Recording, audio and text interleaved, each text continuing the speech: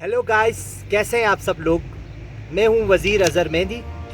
Guys, आज की इस वीडियो में हम बात करेंगे कि कंपेयर टू और कंपेयर विद में क्या डिफरेंसेस हैं।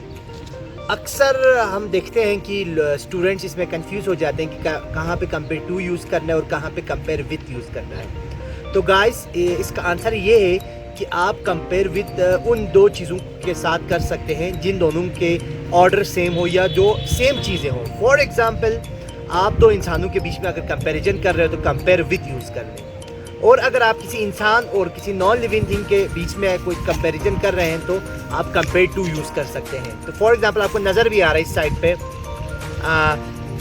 Compare with his mother, compare with his mother Rahil is taller. देखिए, यहाँ पर राहिल और उसकी माँ के बीच में कंपैरिजन हो रहा है, तो यहाँ मैंने कंपेयर विथ यूज़ किया है।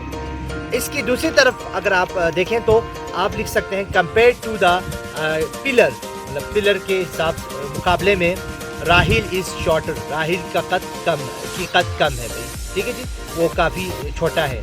तो होप कि आपको ये वीडियो पसंद आई होगी। उसको लाइक करें, शेयर करें और मेरे चैनल को सब्सक्राइब करें।